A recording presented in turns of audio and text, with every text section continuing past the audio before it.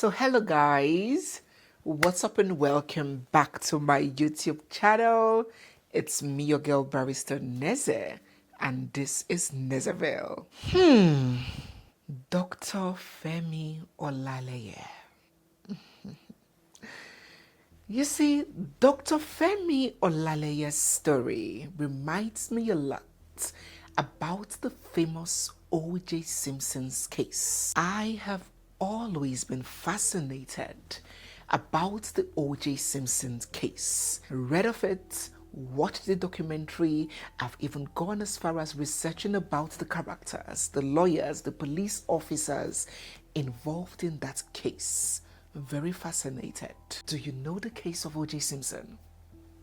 OJ was a very charming, charismatic, marketable, and media-friendly American personality. He started out as a professional football player, smashing out records that have never been smashed. Oh, he was strong, had a charming smile, and a very successful football career that came with plenty of fame and success. From American football, he got into acting and then broadcasting, then metamorphosed into commentating, then became a major advertising figure. He was the face of America's sweetheart. Everybody loved OJ. OJ married a lady called Nicole after his divorce from his first wife, and his marriage with Nicole was very turbulent. The police were called multiple times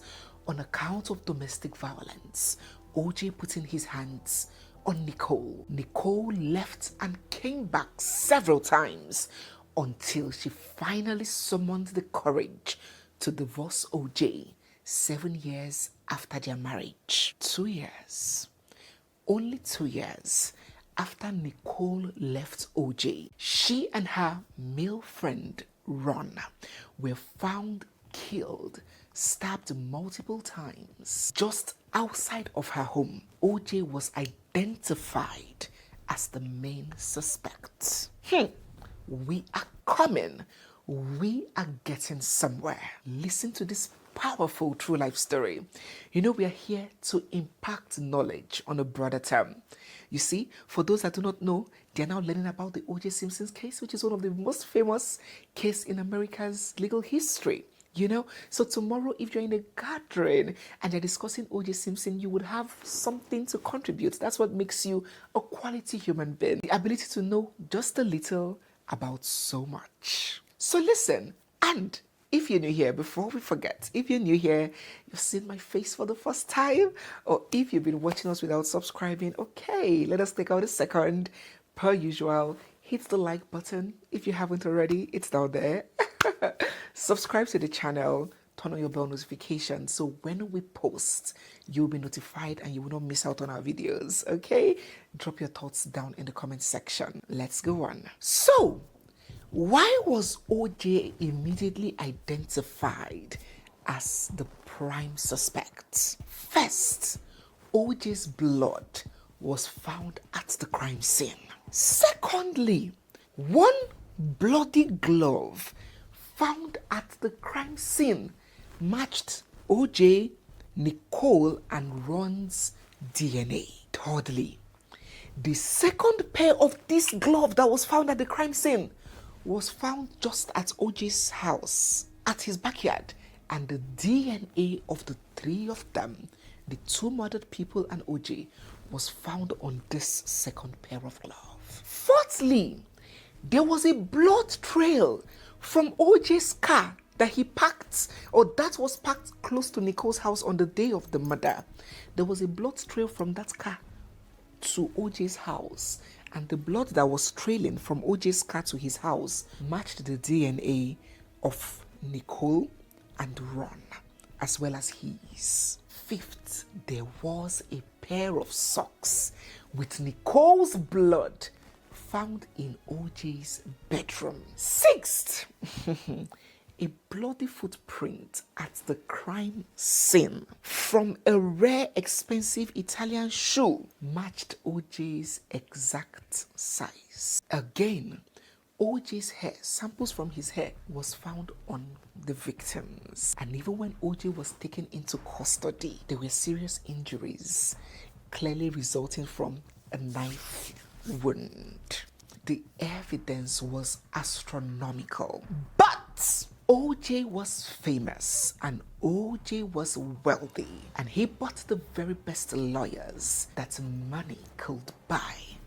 And the lawyers did their jobs and they did it well. They attacked these evidences as contaminated and cast aspersions on the character of the police officer who acquired the evidence, showing records of him uttering racial slurs, a hater of black people. So they suggested that he planted the evidence, all of them. And so they managed to collapse the case of the prosecution and secured OJ a not guilty verdict. OJ became a free man.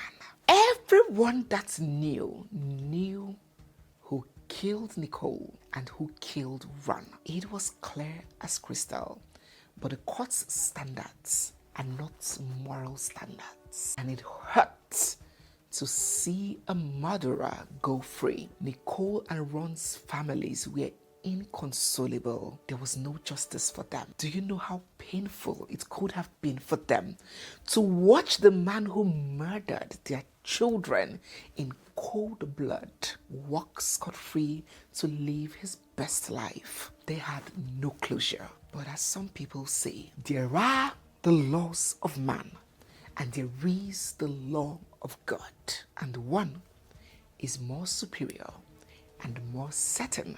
Some people call it karma.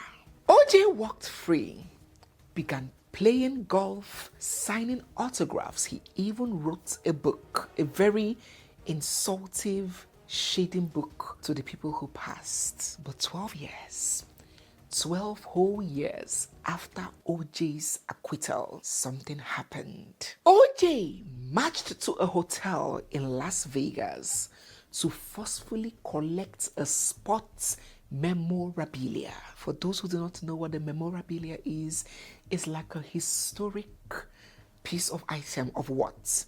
Maybe Michael Jackson's shirt or Kobe Bryant's basketball, those historic that famous people or people of note have used. So that's a memorabilia. So, claiming that it is his and it was stolen from him, he marched to a hotel there in Las Vegas to retrieve it from the people who he claimed stole it from him. And he went with some people. And as karma will have it, OJ, despite he was not armed, the men he went with were armed. And that met the legal definition of armed robbery. Remember that I have taught in some earlier videos that for you to be found guilty of armed robbery, you do not need to hold any weapon. As long as you are in company of those wielding those weapons, you're just as guilty for armed robbery, even if you didn't hold any. Secondly, when they got into that hotel room, they locked the door and they told the men, do not move. That legally qualifies as kidnapping because they were restrained. Their movement was restrained. Do not move. The door was locked.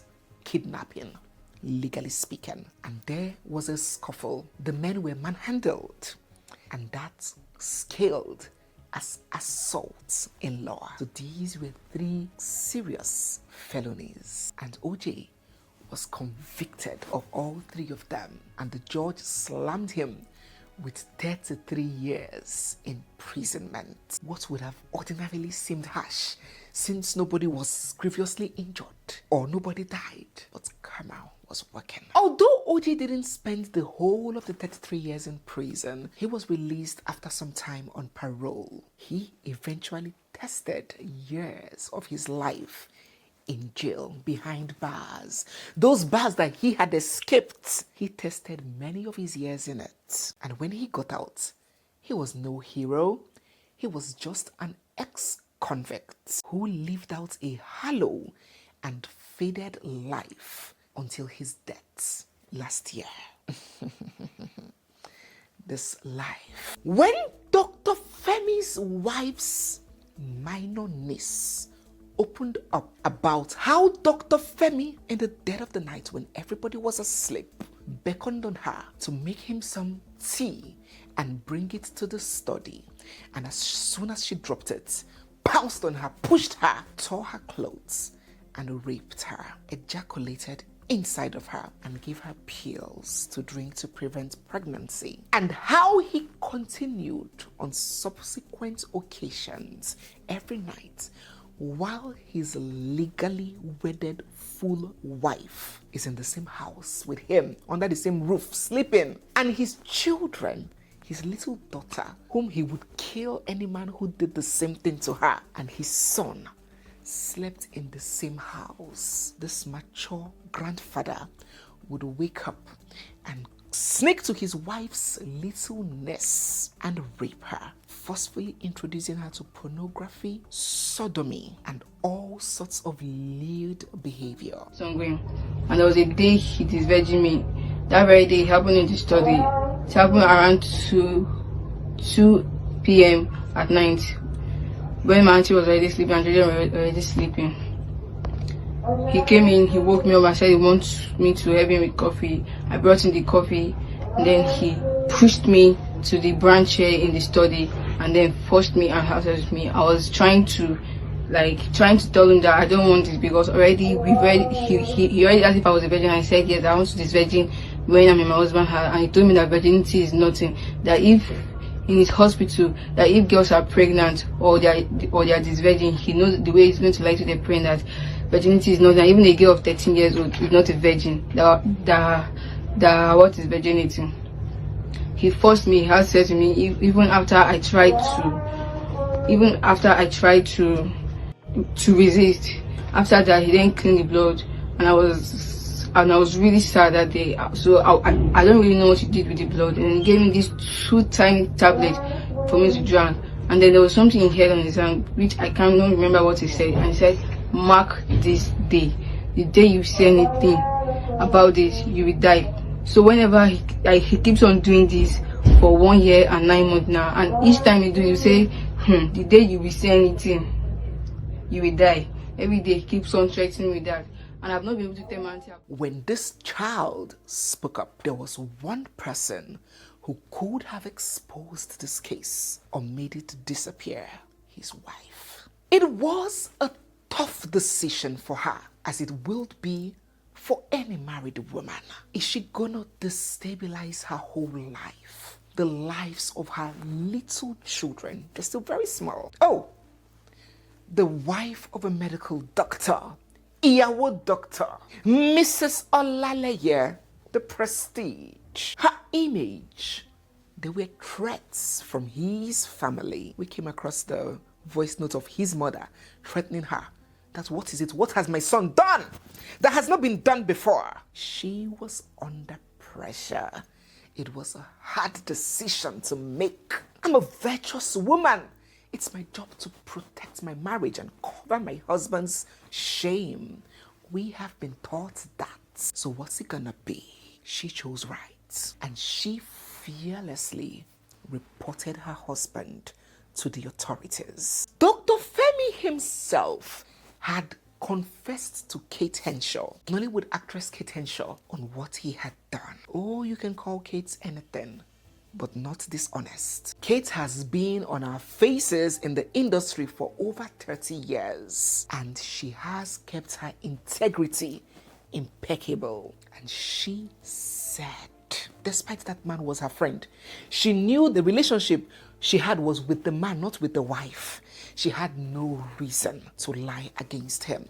And she came out and said that this man told me what he had done, how he had slept with his wife's niece. But at that point, she didn't know that the niece was a minor. He cleared the room and said the nurses there should give us room. And so I asked, well, how's your wife? And he said, oh, they're separated, they're no more together. She had kicked him out of the house. I'm like, That's serious. You know, and then he now went on to say, I would admit to you, Kate, she set me up.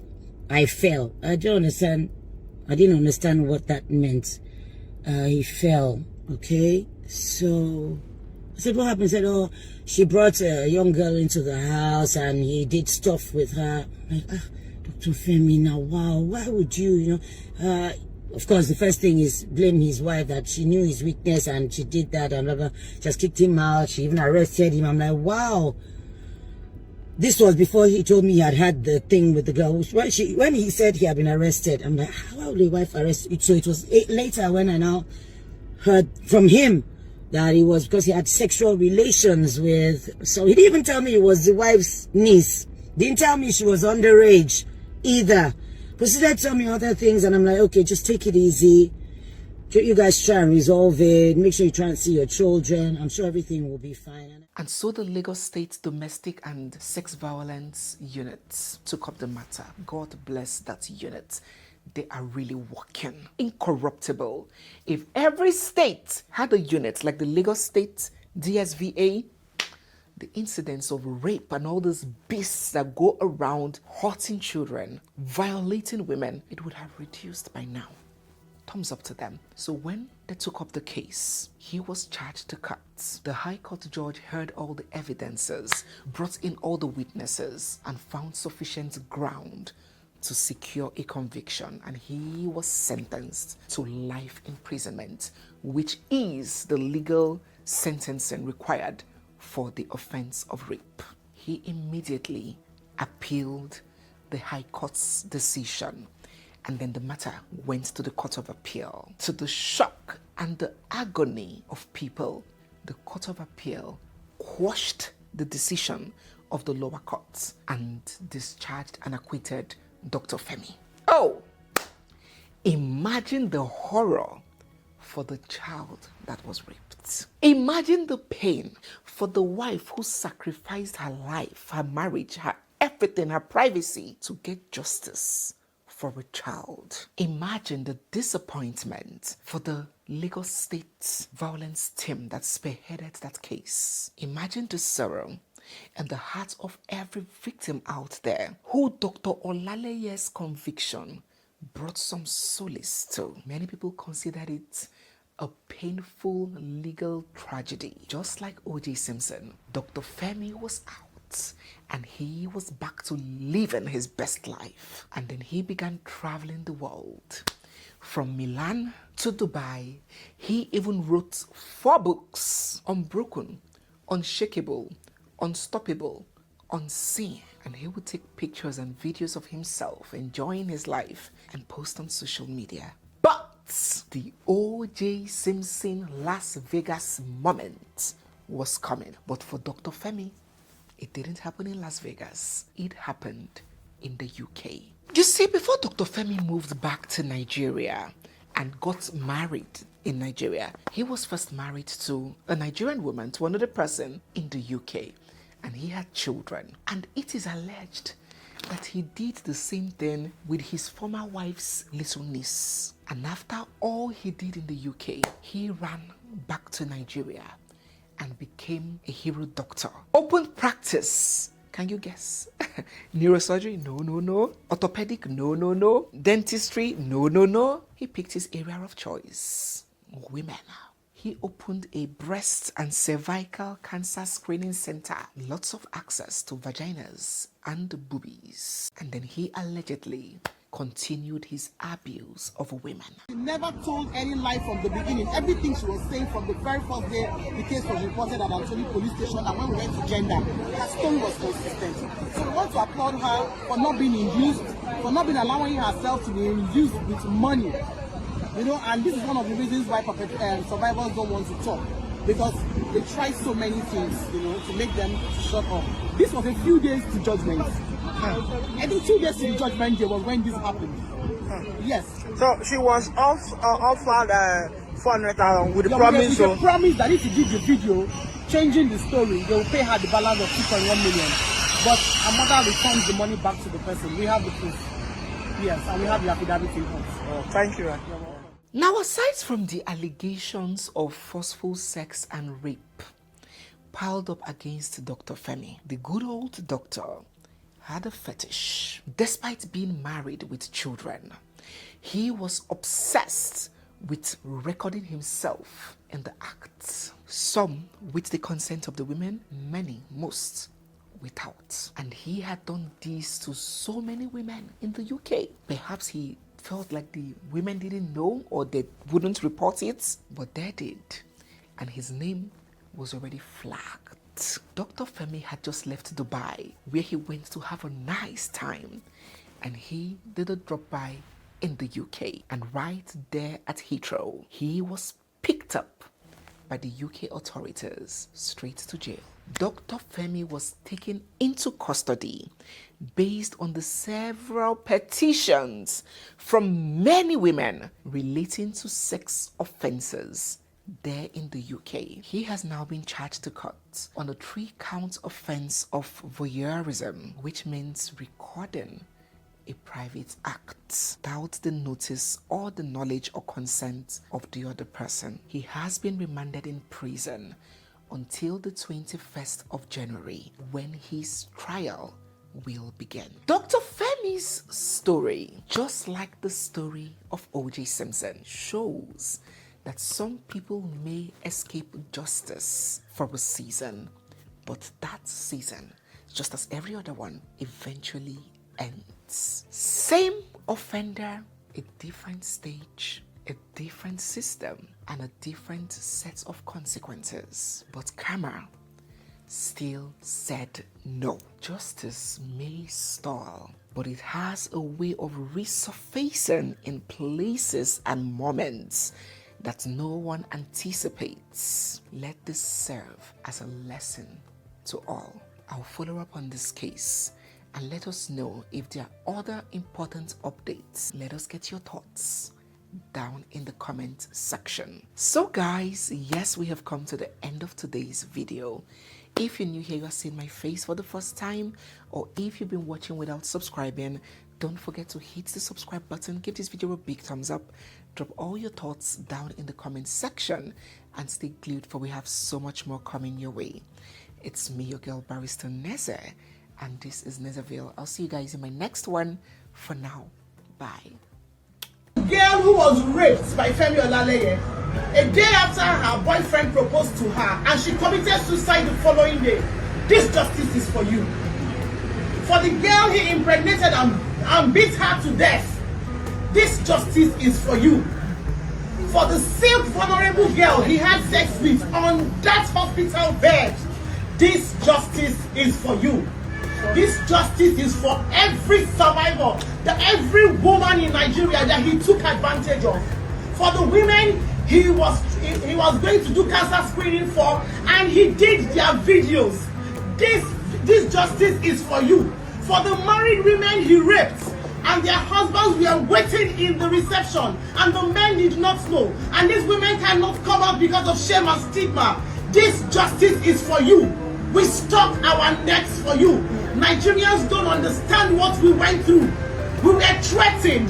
We put our life on the line because we know that he had done so much atrocity to Nigerian women. To every Nigerian woman that FEMI OLALEYE took advantage of, I said, this is victory for you. Yes.